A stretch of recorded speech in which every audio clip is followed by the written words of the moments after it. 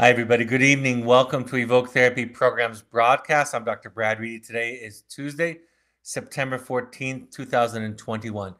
Tonight's format, if you're new, is an open question and answer. We collect questions left over from the last broadcast. Also, you can always send topics, suggestions, feedback to webinar@evoketherapy.com, and then we'll take any live questions you have this evening. So you can submit a question if you're attending live at any time during the broadcast. And Malia, who's moderating for me this evening, will pass those on to me when there's an open spot for me to answer them. So let's begin with the pre-submitted questions. Somebody writes, my 16-year-old was recently kicked out of wilderness therapy for a serious aggression against the staff. It's a long one. For serious aggression against the staff. There are very few programs that will take a kid with extreme aggression outside of the home, and now he is looking like his dad won't let him be placed in a residential treatment center or another program, even if we can find one that will take him. We have equal custody. Can you suggest any other type of therapy or treatment we might consider if wilderness therapy or residential treatment or therapeutic boarding schools are not options? He has been in and out of a dozen schools, including most of the partial hospitalization programs and behavioral schools in our city, and we are out of options. Also, going on, they say, most kicked him out. A few were abusive, and I removed him, and not one of them helped him in any way. He's currently in an online school with one-to-one tutors and is doing okay, but only doing an hour or so of work a day. So he's way behind. He's been in therapy since kindergarten, and we've yet to find one who is adequate. He hates talking about his feelings. He has no problems with drugs, crime, suicidal intent, I think that is, etc. And when he's not mad, he is smart, loving, funny, charming. Any thoughts or ideas for us? I'm already signed up for Finding You for the online intensive. You know, this is a very, very difficult one because evoke therapy and wilderness therapy in general, while we can talk about the opportunity to grow, we really do have a low floor at the same time. We can usually manage somebody. And so the kinds of programs that are going to take a child like this, take somebody like this, are going to be close to hospitalizations. But I'm not even sure that will make the difference. When it gets to this level of care, when you're talking about somebody who's not been able to fit in with any kind of program at a pretty significant level of care, in a lot of ways, it's like having an addict. It's probably the best analogy. And an analogy is not a fair even use of the word, but it's a decent comparison because really what you're talking about is learning how to manage. I love the fact that you're going to a Finding You. I assume, like all the parents that attend, that you hear me talk about during each of these broadcasts, that attending some form of Al-Anon, Coda, Families Anonymous, or Adult Children. It's not that these 12-step groups, these support groups, will provide to you a template or a recipe to cure your child. It's just you have to have the support to be able to deal with it.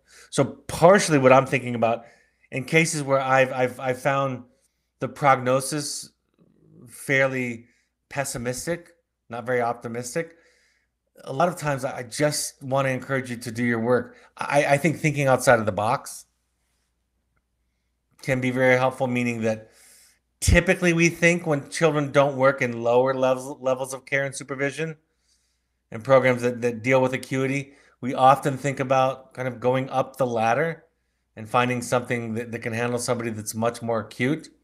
I don't know if he's been tested.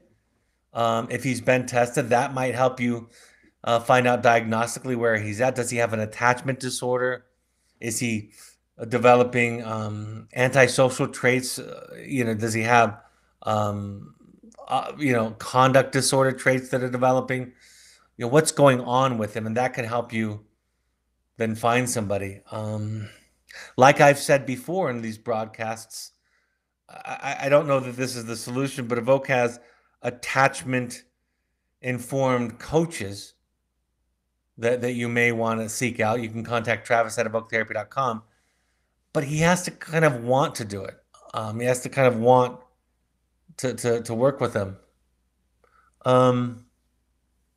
Yeah, I'm also just happy to have a conversation with you offline. So if you email me at brad@evoketherapy.com, I have a couple of other ideas that are probably more personal to you.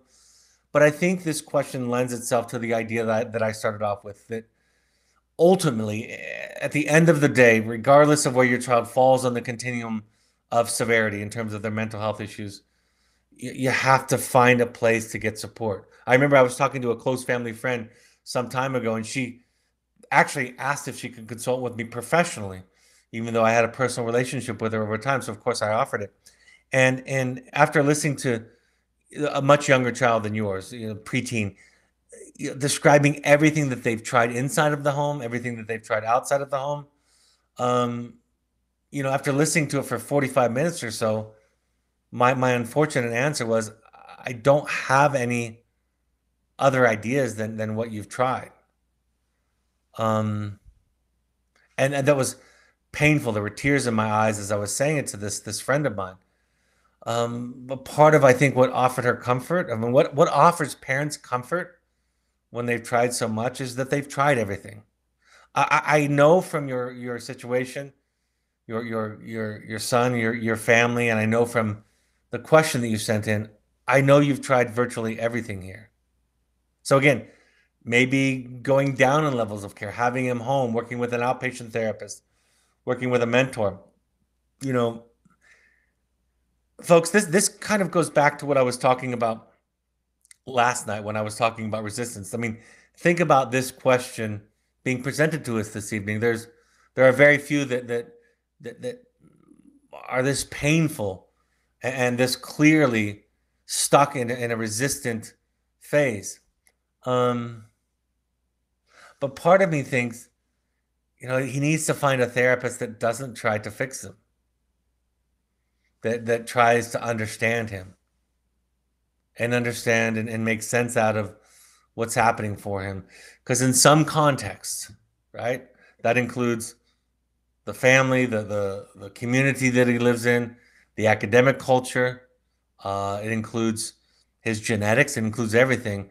In some context, what he's doing is making sense and is geared toward achieving some end. Some need is getting met by that. And you've got to have a really patient therapist to be able to kind of suspend the fixing energy, which I think all of us have as parents, and so many of us therapists have, and we work very, very hard to let go of that energy and really embrace the understanding energy. Like I said, this is a situation where I'm happy to have a private conversation with you. Thank you for asking it. I'm so sorry that you're going through it. I imagine all the parents that are on here would send out their love and affection and support of you, because this is painful. What you're going through is painful, and you've tried virtually every option here.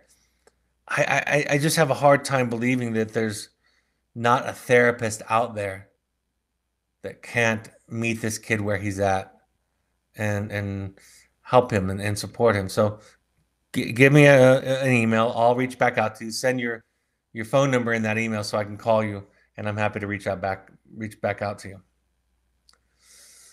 Thank you for your question and your courage. Somebody writes, in regards to finding an adequate therapist, what types of therapy are more likely to be what we are looking for? Some who can see you for who you are is not the Google able term. There are thousands of therapists in my city. What are the therapy styles or searchable keywords that we can use to start to narrow down the search and even find a pool of people that we want to interview? Can you suggest a list of questions and the right answers we might use to screen potential therapists? First of all, to answer your question most practically, attachment-based therapists, therapists that have a psychodynamic perspective, and psychodynamic and psychoanalytic is very misunderstood. So what you might think about with old-fashioned psychoanalysis and psychodynamic isn't true of what we think about modern psychoanalytic theory today. It's somebody that can be present, that can listen, somebody who's not going to, like I talked about last night, confront the defense. So attachment based and psychoanalytic or psychodynamic um, internal family systems is something that I kind of like, or even family systems. Most importantly, in fact, I'm going to pull up a slide because I think it fits with your question really well. This quote from Carl Jung that we referenced last night. Most importantly, when you sit down with your therapist, I would read the article that I've shared with you, the article on psychology versus therapy. Malia, again, if you can share the link there, psychology versus therapy, written by myself and my wife. Read the article on my blog talking about what to look for in a therapist, or the myth of the guru therapist. Those are two separate blogs that speak to the same thing. It's about how they interact with you and how you feel. Make sure you understand what you need, what you want from them. I want you to listen. I want to be understood. I want to be seen. Um, if you can talk to them about, I don't want to be fixed. I already have a spouse or a parent for that. We all try to do that to each other. If you can talk about it in terms of, if I'm uncomfortable with something you do, if something you say to me is upsetting or hurtful or frustrating or doesn't feel right to me, I want to be able to say that back to you. And I'm just wondering how you might respond to that. Problem is, or situation is, it's probably going to have to be in a real moment that you try that out. Because while therapists might say, I'll welcome that and be open to that. But if they say, maybe I know best, maybe you need to be challenged, if their agenda or idea about therapy starts to feel like it could eclipse seeing you, that's the subtle moment where you see the difference between a master therapist and somebody who's just going through the motions of applying a theory. I wrote this, or excuse me, I shared this last evening, and I'm going to share this quote again from Carl Jung. He said, "The real and effective treatment of neuroses is always individual. And for this reason, the stubborn application of a particular theory or method must be characterized as basically wrong." The stubborn application of a theory is wrong. I was sharing this with my daughter who's getting her PhD in clinical psychology, this idea about seeing people and meeting them where they're at. And she said she had a professor that taught her that not only when we offer an interpretation, that's just kind of an observation. When we offer an observation or an interpretation of somebody, not only when we offer one that doesn't resonate with the person, are we just missing them, but in essence, she said, the interpretation itself is wrong. The fact that it comes at a time when you're not ready for it, it speaks more than just to the fact that you misunderstood them or you didn't see them. You're not doing it with them again. So attachment-based, psychoanalytic, psychodynamic, internal families, family systems, people that are more eclectic than unless you're going for EMDR or going for cognitive behavioral or going for dialectical behavioral therapy, if that's a method that you're seeking out, then go for it. I have clients that ask me about those and other methods and approaches all the time, and brain spotting and all of them. And I say, go try it. If you see how it works for you, it could work better than attachment based work, the kind of work that I do. But what we do at Evoke is we try to be attachment based.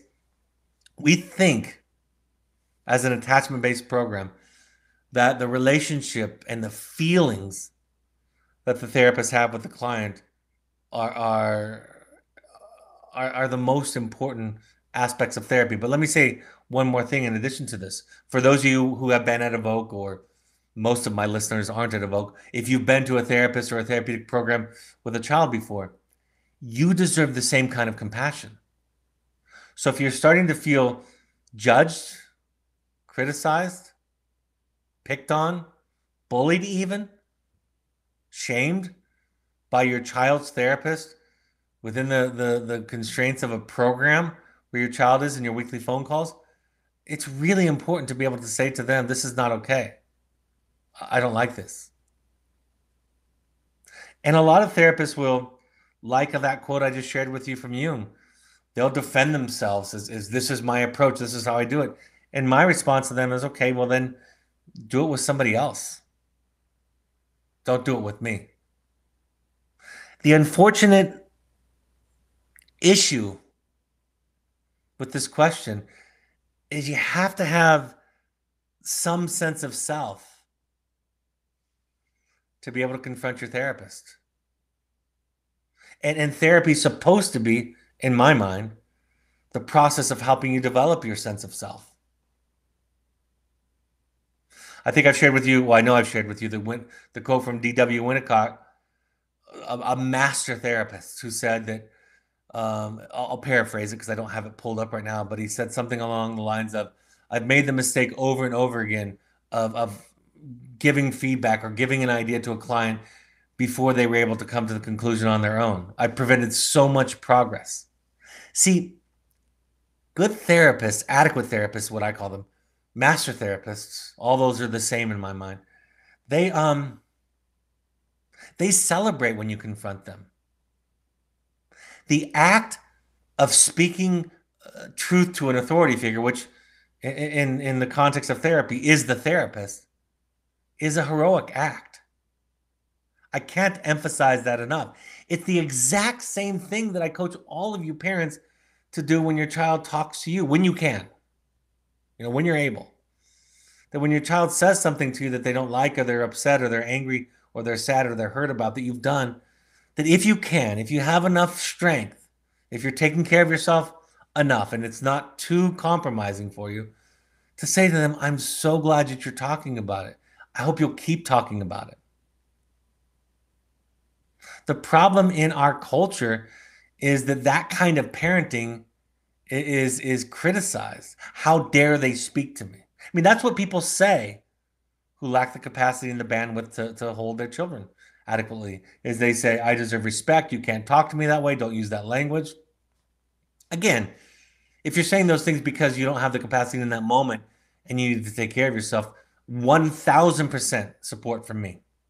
But if that's your go-to all the time, there's no place for the child to feel. There's no place for them to move through emotions. Children being angry at parents, clients being angry at therapists, not a bad thing. It's not a sign. I've said this before, but I haven't said it in at least a couple of years. Your child's dislike of you, your child's anger toward you is not an indicator of their mental health or mental illness. There's virtually no correlation. Maybe if there even is a correlation, it's the fact that if your child is angry and hurt at something you've done to them and is expressing it in some way, probably more than anything, that's a sign of their mental health. For those of you that some of this, what I'm talking about, might seem foreign or new to you, the podcast I would recommend you to is episode 309, challenging the notion of what it means to be a good parent. So at the end of the day, you're going to have to ask and do some difficult things to sort out if you have an adequate therapist. And if you have one and you've started with one and you tell them something that you don't like, you didn't want, that hurt or frustrated or upset you, if they answer with, thank you for telling me, I'm glad you're talking about it, I feel honored that you would tell me, it's so important that you say this, great job. If they respond this way, then you have a good one. But if they respond with, you misunderstood me, let me explain myself, that's just and then they couch it in terms of your pathology, your mental illness. If they try to make it better and save themselves from the criticism, then you don't have a mature, adequate therapist.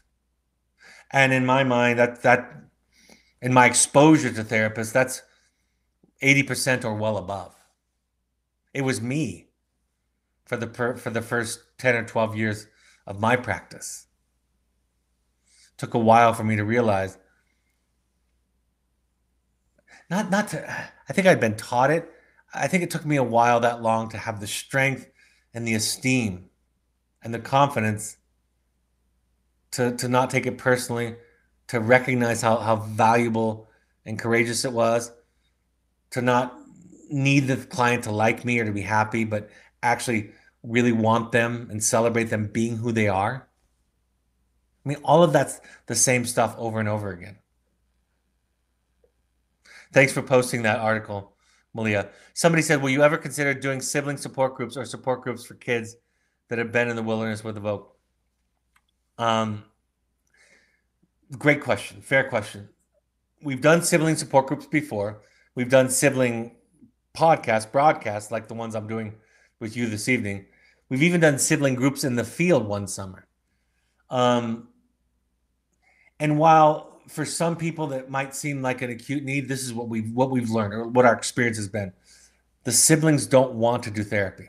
The parents want them to do therapy, but the siblings aren't eager or hungry for it. That's the first thing that we learned. It's really about the parents' anxiety and distress about how the sibling is doing or feeling. And so they reach out they grasp for some help, and they kind of encourage or suggest or even kind of require their child to go into therapy. But the sibling themselves doesn't want it. And like I've talked about before, it's really important to honor the sibling or the child or anybody for that matter and to say, tell me about your anger if you can, if you will. Tell me about your frustration, your sadness, your grief. And remember that this is really important. When siblings have been a part of a family system that has been in chaos or chaotic, when there has been an identified patient who has been very disruptive, created a lot of chaos and pain and turmoil and conflict in the family, and that has either inflicted that on the child, the sibling, directly or indirectly, the sibling has the experience of loss of control. And so to force them to feel or think or even talk about it in a certain way, in a certain context, is actually a re-abuse in a way. So you can have your boundaries, you can have your limits, but part of their resistance, this is kind of a spin-off or in addition to what I talked about last night with resistance. Part of their resistance, the meaning behind it is, I want to be in control. I don't want to be forced. My whole life has been affected by my brother and my sister, my sibling. And now I'm being forced to talk about it. And the fact of the matter is, when I talk about it at home, I'm gaslit. I'm told I shouldn't be upset or I should understand. Or I'm given some reason why I shouldn't feel what I'm feeling. So we found that out with our groups. The second thing that we found out is that a percentage of the siblings that were sent to our program in the summertime when we did a sibling group, or that came to our groups when we hosted them live in various cities, they were more acute than just being a sibling. Right? In our wilderness program, because we thought it was a lower level of care, they brought drugs into the program and put us and others at risk. Or in the groups that I was mentioning, they became very angry and acted out within the group. So I love the idea. That's why I've tried it a handful of times, a half a dozen times. In my mind, it makes sense. But because of these experiences, these experiments that I've mentioned, we're not too eager to do it. And there are so many times that we just, like the summer group, we even had a hard time filling it. We were told by everybody, if you create a non-acute wilderness group that can just be for the siblings, it'll fill up. And we didn't even have enough students to break even financially. We lost money in the cause, in the effort. So, I think like a lot of things, keep doing your work, find out how to hold the child adequately, learn about what boundaries you need to set for yourself and what are the barriers for you setting those. Especially, particularly with subacute children, with children like the sibling population. Your work is even more critical because the work is more nuanced and subtle. When somebody's threatening to hurt themselves or to hurt you, or is, using drugs, or not going to school, or doing something illegal, those are calls to action in essence. It doesn't take a lot of nuance and subtlety in many cases. Some do, but with siblings, it's probably even a greater. It requires a greater level of care, a greater level of focus on your part, and work on your part, because, like I said, you're talking about the finer brushstrokes than with a child who's acting out to the extent that most of our students and clients are acting out with. Somebody writes this. Thank you for that question, by the way. Thank you very much. In a recent podcast, Brad mentioned the Olympic gymnast Simone Biles, as well as the tennis player who recently backed out of their competitions, feeling overwhelmed with the expectation. It made me think of a really positive story from the Olympics. Katie Ledecky, on losing her match to a younger Australian swimmer, was able to frame the competition as something bigger than her own loss. When questioned by the television announcer, she commented on how the intense competition between these two swimmers had really pushed the sport forward. Her loss was framed into something larger, of new swimmers pushing themselves to compete even more to catch her. I thought it was such a mature response to her loss of the race. Even the tennis player, Djokovic, this weekend lost the U.S. Open in the finals, and he talked about it being a relief. But Djokovic and Katie Ledecky, they have more ego strength. They have more maturity. Some of these young people are 17, 18, 19, 20, and have lived a very unusual life up to this point. Andre Agassi talks about in his book about the pressure and essentially the abuse that was his training and his father's drive to make him the best. And he goes on and he wins some major championships, some Grand Slam championships in his life, and it looks like it's a success. Look at Tiger Woods. In the early 2000s, we thought not only was he the greatest golfer of all time, but he would far eclipse everything that Jack Nicklaus ever did. We thought that. And then we see what's happened to his life. Michael Jordan. I won't talk about sports after this, I promise. Michael Jordan. The cost to his marriage, the gambling issue, some of the other things that came up in his life. When you focus on something that much, when all of your emotional eggs or sense of worth are in that basket, the stakes are too high. When Djokovic lost this weekend, Jokic is the basketball player in Denver. When Djokovic lost this weekend, and he talked about it being a relief, it wasn't with all of the stress that some of these younger athletes are talking about. So, yeah, it's a really mature response. And Katie Ledecky has a great deal of maturity, and it's a great contrast. And these other young people probably need all of the break that they're taking for themselves. And wouldn't it be great if everybody saw therapy as not a last resort? Wouldn't it be great if the whole world realized that we're all crazy to some extent or another, and we stopped marginalizing this other out there as the crazy one, and we all realized that we needed work and that we could benefit from work? Wouldn't that be wonderful? I think one of the things, I'll say one more thing about sports.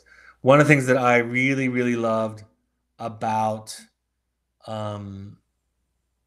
Kobe Bryant, number one, I'm from Los Angeles and was a Laker fan my whole life, and Kobe Bryant was the athlete that me and my two older children kind of rooted for together, went to games, watched them on TV, watched them win championships.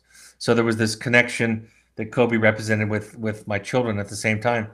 But one of the things that really warmed my heart about Kobe Bryant before he died is that he went from this obsessed, hardworking, sacrifice, putting basketball first, to this girl dad.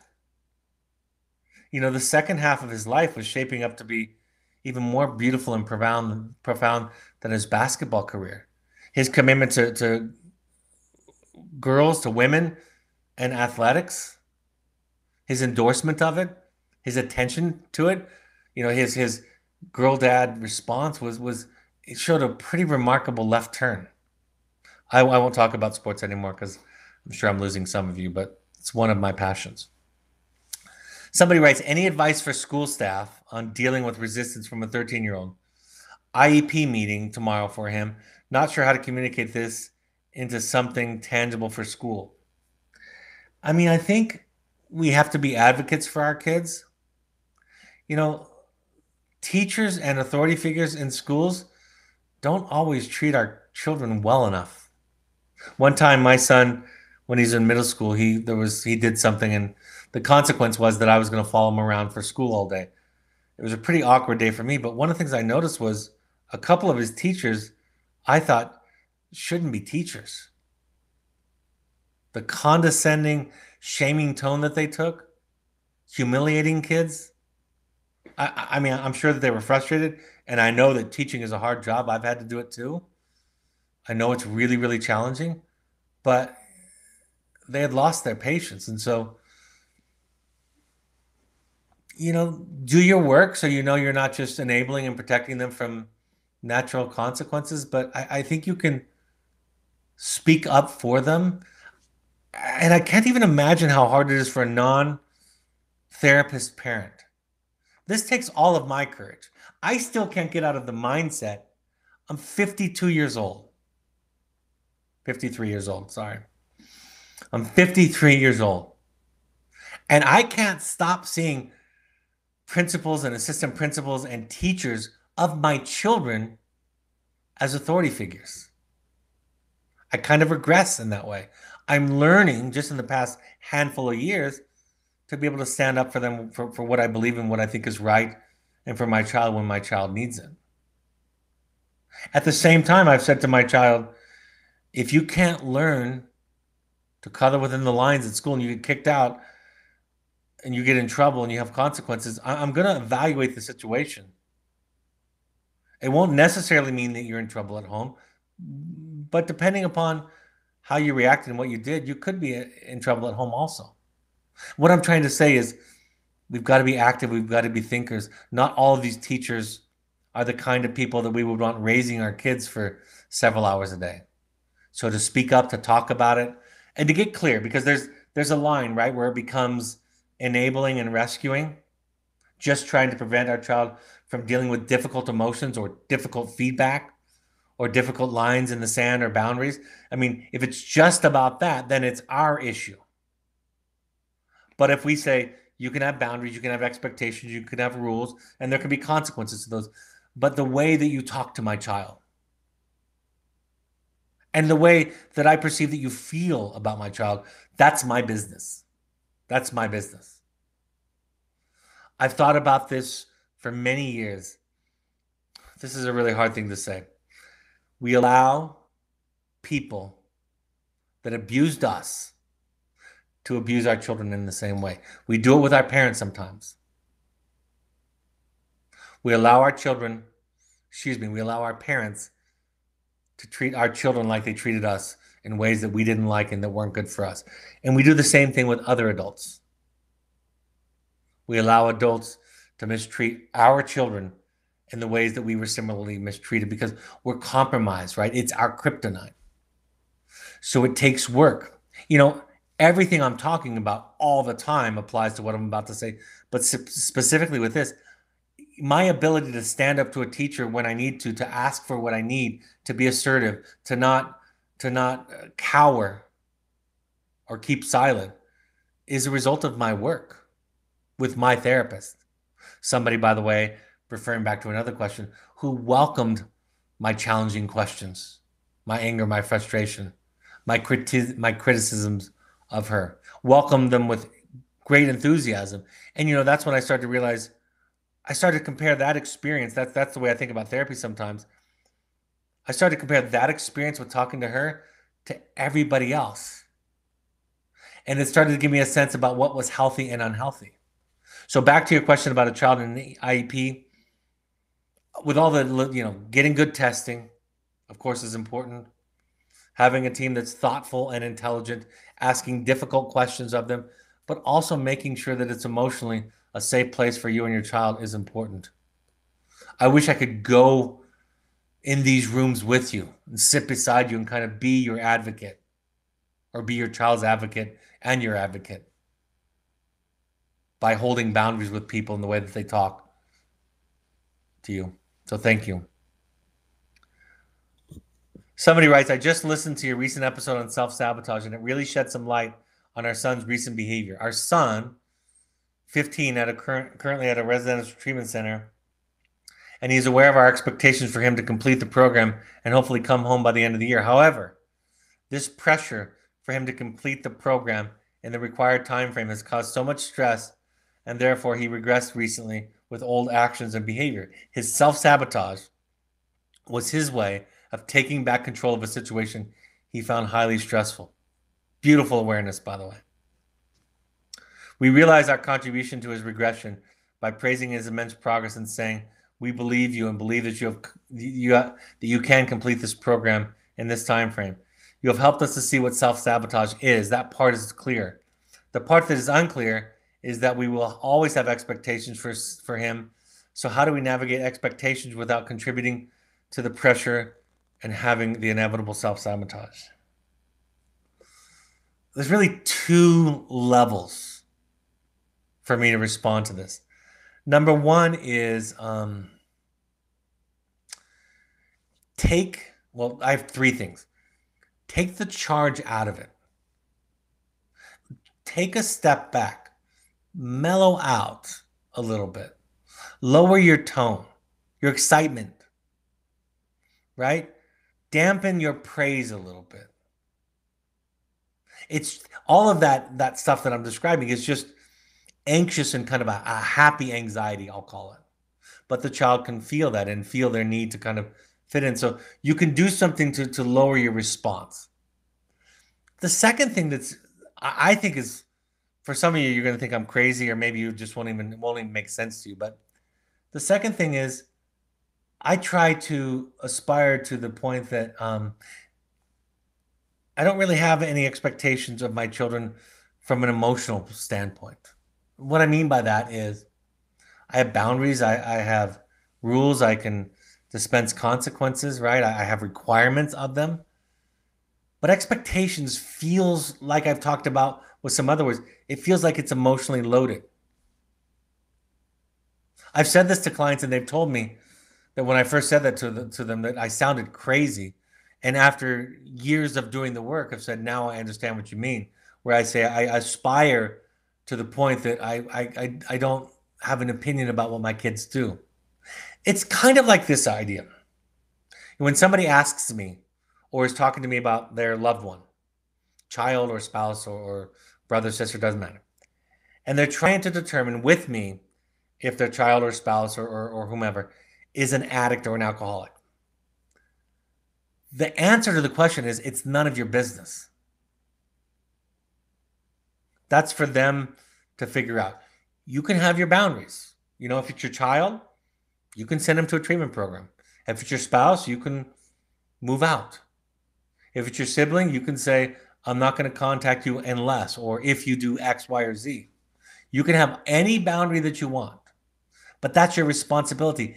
I know this sounds contrary to what most of us are taught about parenting, and it's not some kind of unaffected, detached, robotic response, but my closeness with my children is in part dependent on my not being attached to any certain choice that they're doing in their lives from an emotional standpoint.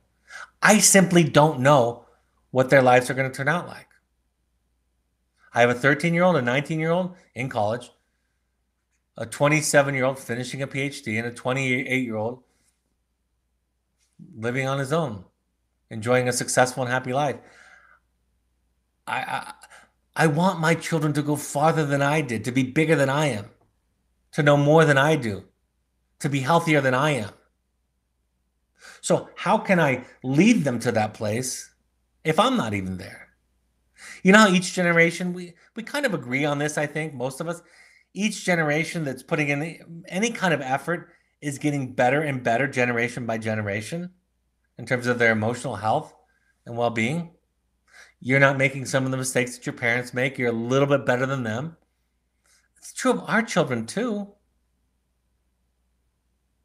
So the word expectation is the word that I would challenge. It's not far from kind of responsibilities and boundaries and consequences and requirements. It's similar to those, but it has an emotional, judgmental energy to it, right? It feels like it's something about you for you. So I would say at least mute it, take a step back, practice detachment, which, if you remember from what I teach, healthy detachment and healthy attachment are the exact same thing. They're the exact same thing.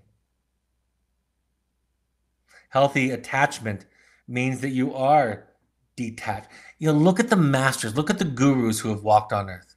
One of the ones I'm thinking of off the top of my head is Ram Dass, Baba Ram Dass. He passed away a couple of years ago, but when he would talk about people or talk with people, it was all compassion. And he never compromised himself in those discussions, right? He never had to give up part of himself, his own values, to fit in or to get along with somebody. He didn't do that. He was able to demonstrate compassion and non-judgment. And that's what I think. I think expectations has a flavor of judgment and emotional responsibility. The last thing that I'll say about this, and I could have said this in the very beginning just as easily. Talk to him about that. Hey, you guys, I want to give you all a gift tonight, a gift that was given to me. Making a mistake with your relationships or with your children, even with something that I talk about that seems elementary to you, it's not the worst thing in the world. It gives you the opportunity to go back to the child and say, I'm sorry. I made a mistake. I think I've been doing this wrong. And how courageous is it when someone can do that? And how great of a model is it for your child? Because that's what you want them to do. You want them to be able to look at their mistakes and learn from it, and to be able to say they're sorry, to be teachable, to be growing. So the fact that you may have layered on the expectations, well, get in line. We've all done all of these things, or most of them. And now there's an opportunity to say, I haven't had it all figured out. I thought I did, or I thought I was supposed to. So at least I had to pretend. But the fact of the matter is, I think I was just doing something that felt right to me, but I'm learning. So much of this work is unlearning. I think of my job as really helping you to unlearn things more than learning things. One of my therapists said this weekend, she said in response to watching some really powerful interventions, she said, I have to unlearn so much from my previous program and from graduate school. And I was thinking, I couldn't be happier. Could not be happier. I wish everybody at Evoke and everybody in the therapeutic field had that kind of humility and courage. Thank you. Somebody says, I've had high anxiety given significant trauma relating to the mental illness of family members. Whenever my kids' challenges get tough, which is often, my nervous system gets hijacked and overwhelmed. I am engaged in self-care, but I feel that I'm at the mercy of my kids' issues, which contrasts with your guidance to not need our kids to be so well so that we can feel peace. I newly go to CODA, engage in other forms of self-care, but I feel exhausted by the cycle of fight, flight, flooding, and feeling like I can't ever quite attend to my own life, free from feeling enmeshed in the suffering of loved ones. Wondering if you have any suggestions. First of all, it sounds like what you've written first articulates already really, really well what the project is. To take care of yourself, to be responsible for your own emotional regulation, to try to separate out your children's lives from your life enough so that you can be there without being held hostage by their success or their failures.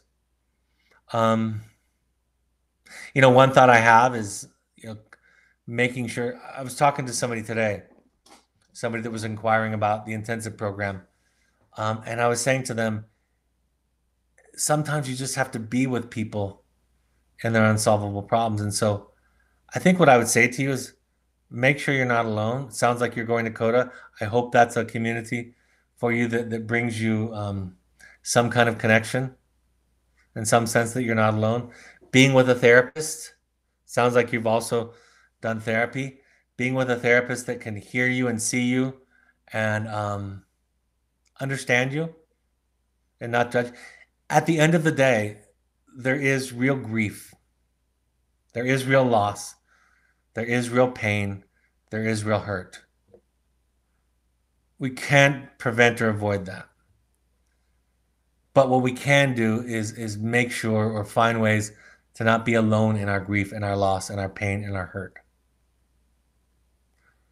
So I know it's just through a broadcast with a typed question, and I'm just on a video. We're not sitting across eye to eye, but hopefully, what you feel tonight is not alone a little bit. You know that we're all in this together. That we all can relate. That I know what this feels like to some degree. That's why I teach what I teach. Um, Anything a little bit more on the kind of skill level or kind of problem solving level.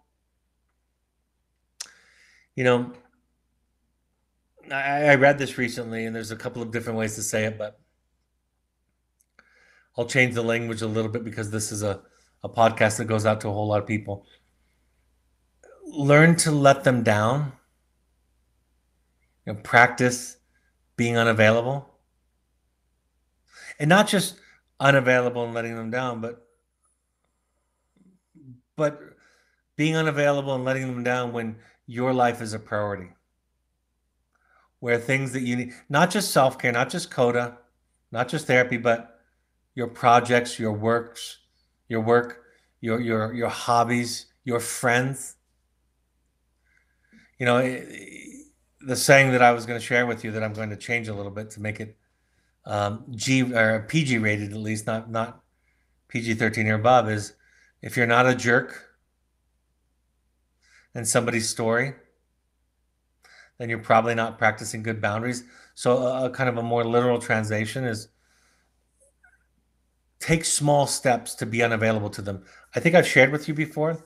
In Milan, Italy, there was a group of therapists called the Milan School of Therapy, and it was one of the birthplaces of family therapy.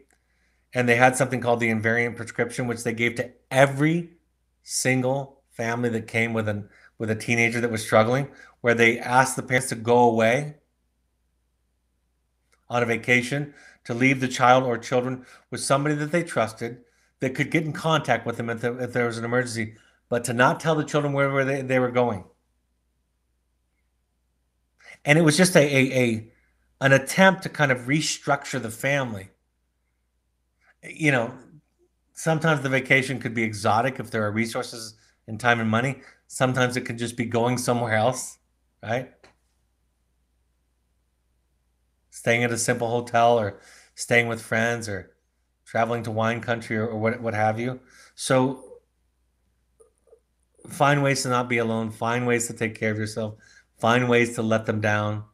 Know that you're not alone. It sounds like you're doing a lot of it. Find community because it's going to come down to either carving out more self-care for yourself, which isn't just self-improvement. Remember, I teach that all the time. Self-care and self-improvement are not synonymous. Some self-care doesn't make any improvement. It just takes care of your nervous system, just relaxes you. When I watch a baseball game or a basketball game, that is one of the things I do for self-care. And there's no self-improvement in that whatsoever. It's just me resting my nervous system.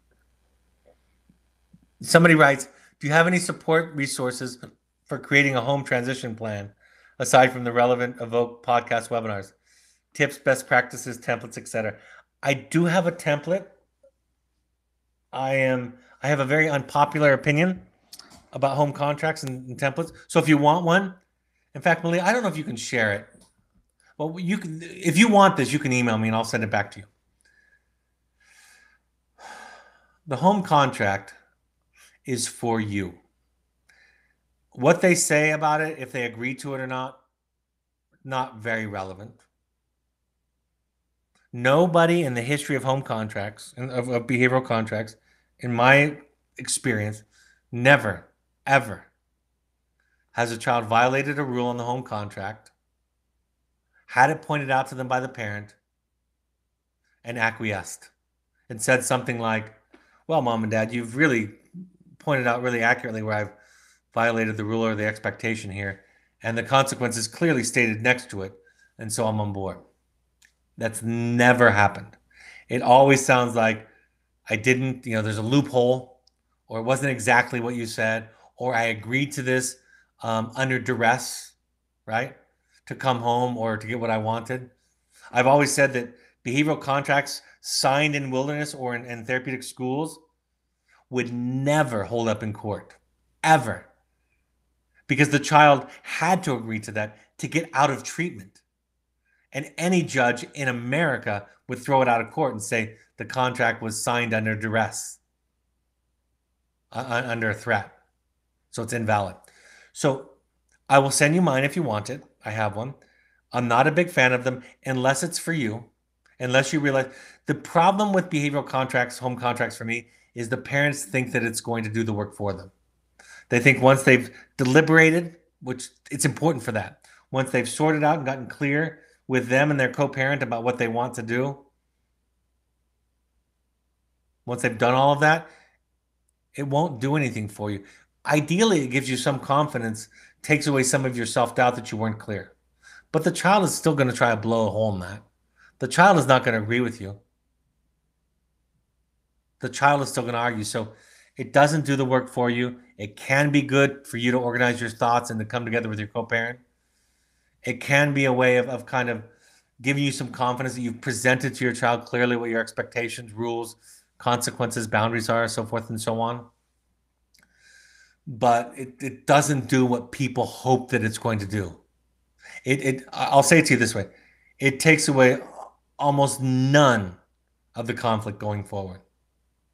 Unless it soothes you and therefore you don't engage in the conflict. But if you just pull out the contract or refer to it, it almost does nothing. The crazy thing, I said at the outset of answering this question, this is an unpopular opinion. I've never met a therapist who's told me that it's worked. I've never heard of it working before. And the way that most people think it will work. Again, it can empower the parent. If that's the goal, then it works a lot of the time if parents think of it that way.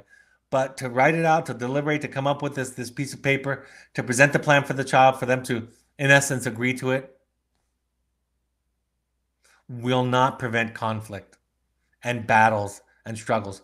And if you try to prevent battles and struggles by pulling up the contract, you're part of the problem. Because remember, in setting healthy boundaries in our lives with our children or with anybody, we have to allow them to be angry and to not agree with us. We're not selling or negotiating our boundaries. We're not trying to convince them.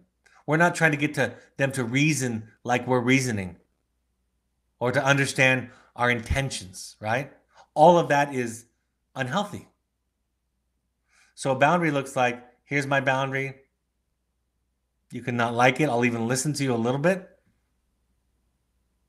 But that's the way it is. I'm sorry. And you can be mad about it.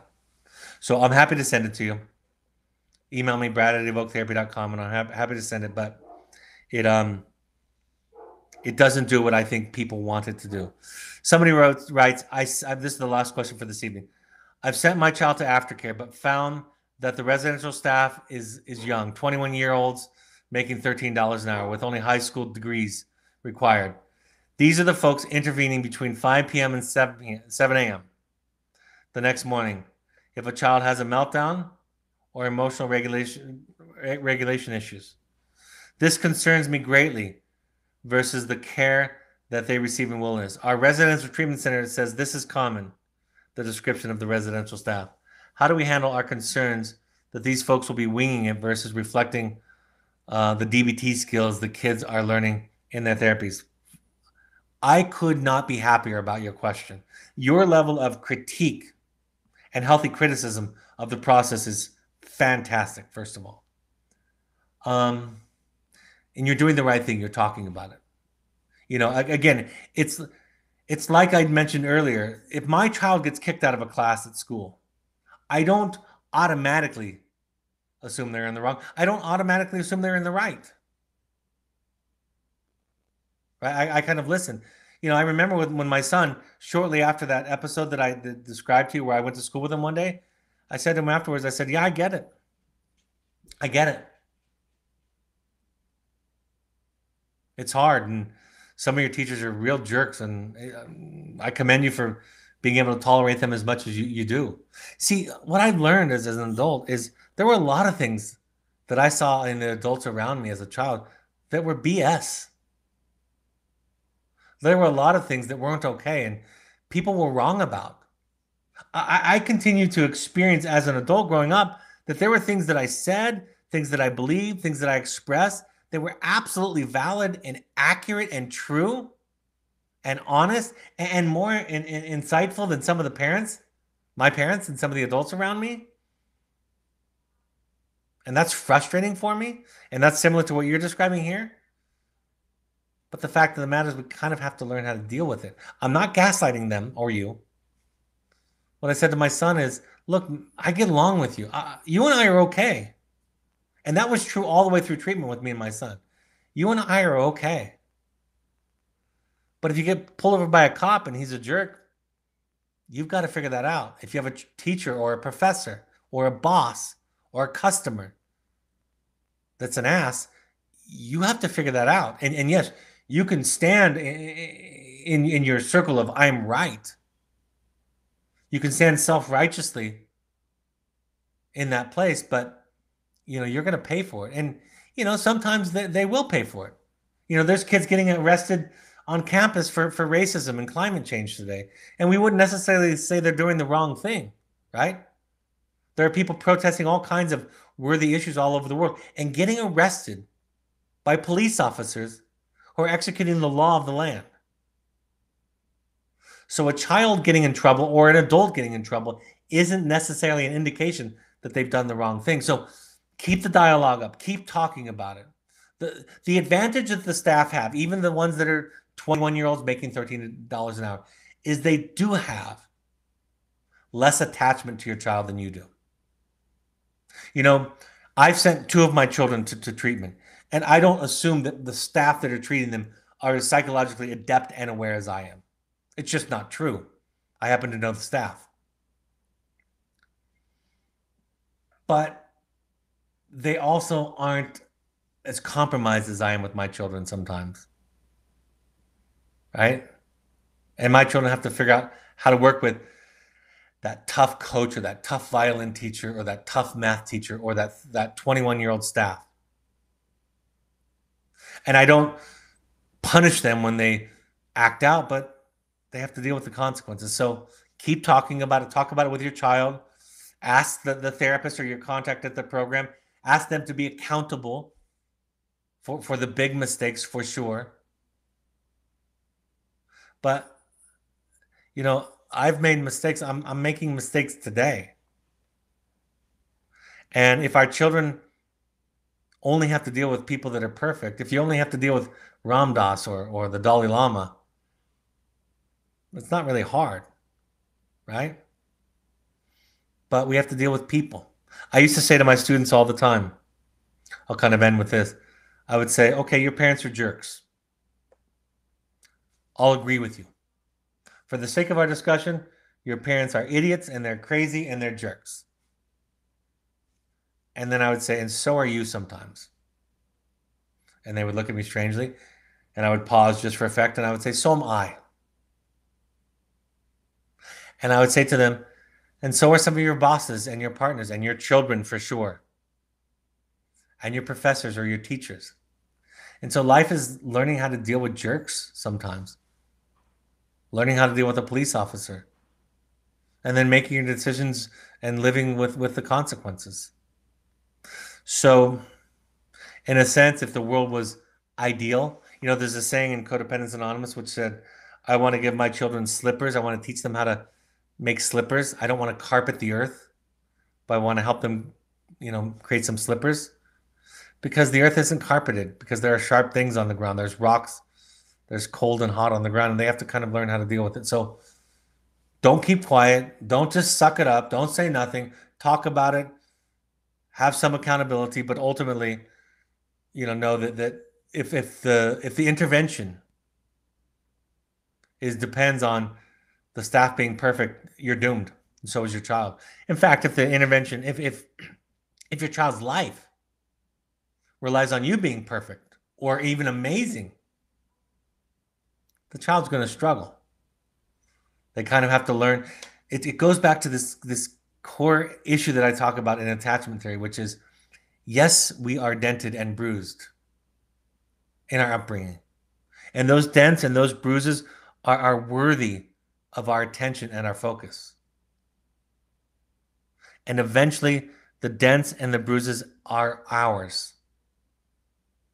It's our life, and we have to do it. And that's not dismissing or minimizing the hurt or the pain. It's just taking responsibility for your life going forward. All right, folks. If there's any leftover questions, I'll take them on the next one. My books, The Journey of the Heroic Parent and The Audacity to Be You, are available on Amazon and Audible. I read The Audacity to Be You audiobook. We have support groups for wilderness, current, and alumni families. The next one is September 16th. That's in 2 days at 6:30 p.m. Mountain Time.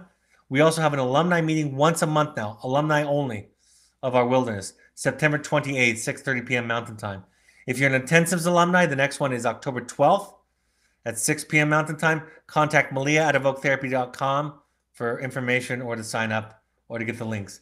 If you want to do a deep dive into your own work, if you want a crash course in your work, what's your project? If you want to find hope in your work, attending a Finding You intensive is my best recommendation.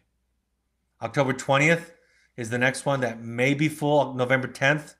After that, September 23rd through 25th, online. Online is a great option. Half the price, half the cost, half the time, less than half the price, actually. Far less than half the price when you count travel and other things. So we do those in 2 parts. So online is much better than I thought it would be. I'm really pleased with what that provides. We also have Returning to You. Our October dates are full. We might have to open up another Finding You and another Returning to You because we're getting a lot of requests and building a wait list. So call in, reach out to intensives at evoketherapy.com. And if we have enough, we'll open up a second one. If you want an attachment-based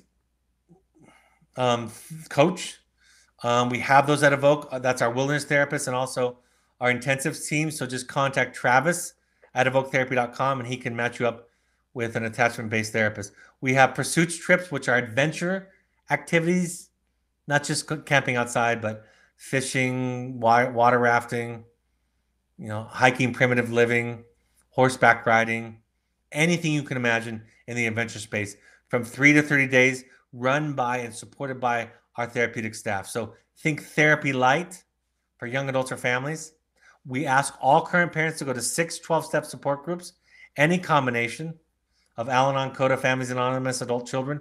You can also go to refugerecovery.org or NAMI.org to find classes and free resources in your area.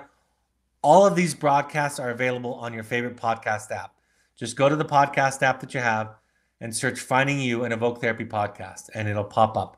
Subscribe, like us there, rate us there, or you can go to soundcloud.com. On Twitter and Instagram, you can find us by searching using the handle at Evoke Therapy or at Dr. Brad Reedy. That's at the @ symbol, DRBRADREEDY. You can also find us on Instagram using the handle at Evoke Therapy Intensives or on Facebook by searching Evoke Therapy Intensives or Evoke Therapy Programs. And also our wonderful blog curated by the wonderful Malia Boyd with new content each week is available. Our next broadcast will be September 20th. So this is my last one of this week. So the next one will be next week, September 20th at 6:30 p.m. Mountain Time. I'll be talking about dealing with manipulation. So Put that on your calendar. Thanks for joining me this evening. I hope this is a helpful point of contact for and on behalf of the people that love you. Thank you for willing to attend and to do your work. Take care, folks. Have a nice evening, and I'll see you next week. Bye-bye.